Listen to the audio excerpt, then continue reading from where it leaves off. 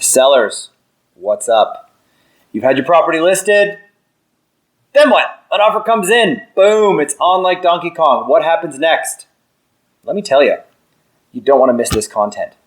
So, I'm James Knull.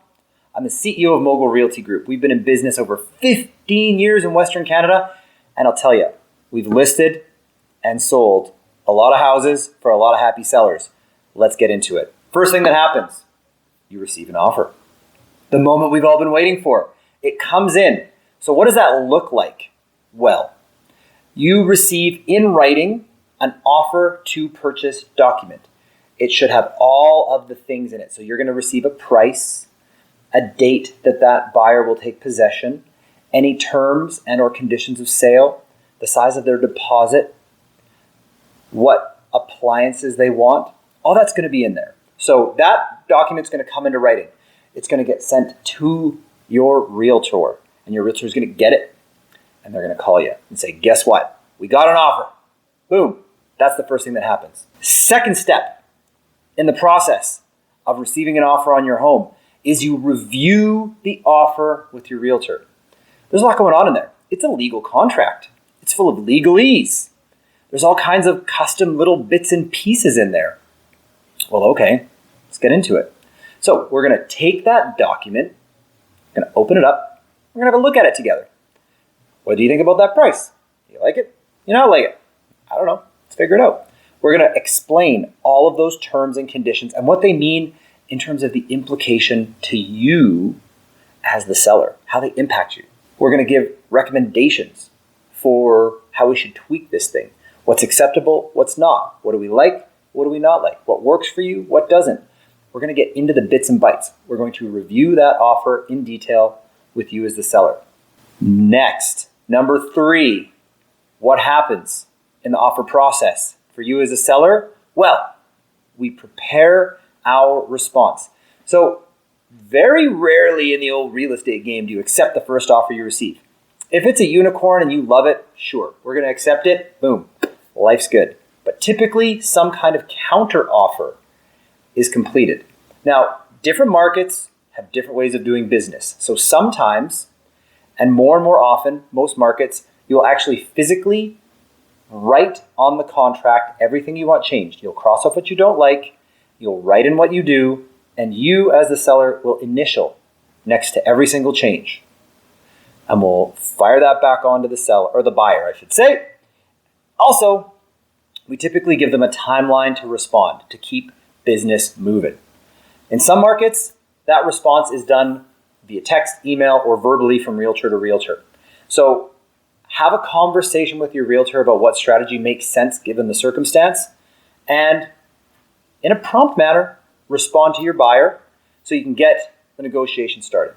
The fourth piece of the offer puzzle as a seller is now we have counter-offered, we're in negotiation. So this is the part that gets a little nerve-wracking because sometimes it takes the buyer a bit of time to respond. Ooh, are they still interested? Did they like my counter-offer? Oh my gosh, what are we going to do? Well, let me dispel what I think is one of the biggest fears a lot of sellers have.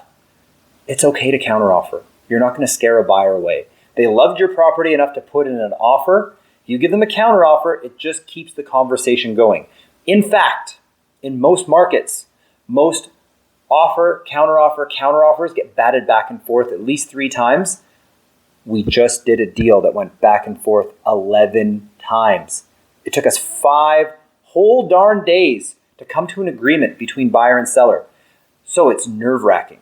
I get it. You get a little itchy. You get a little anxious. Where's this thing going to happen? We really want to get our house sold. It's okay. Offer, counter-offer, negotiation. It's a natural part of coming together to get your house sold. You got to be ready to go through it. Step 5 of an offer process on your home as a seller is the final signing, the moment of truth. It's very exciting. What happens is whatever you agreed on, seller to buyer, has to be documented in writing. So that initial offer document will get amended and changed. We'll cross out the changes. We'll initial those changes.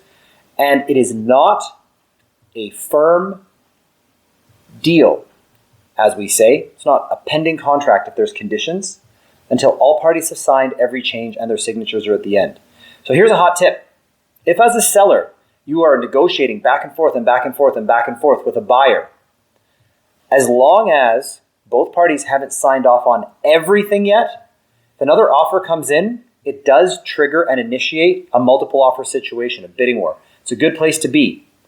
So always have the conversation with your selling realtor about where are we at in the process. Are we still open to other offers? Because we see it happen all the time. An offer comes in, you start negotiating over here, all of a sudden you get another offer over there, and now as the seller, you're really feeling good because you've got two offers, you're in the driver's seat. So remember, until that final signing happens, you do not have a pending deal. Now, once that final signing happens, we've got one of two ways this can go. If there's conditions, we wait it out until condition waiver. Number two, if it's unconditional, you just sold your house. Congratulations. Those are the 5 steps between what happens from you receive an offer to you have a pending contract in the offer writing process. See you guys next time.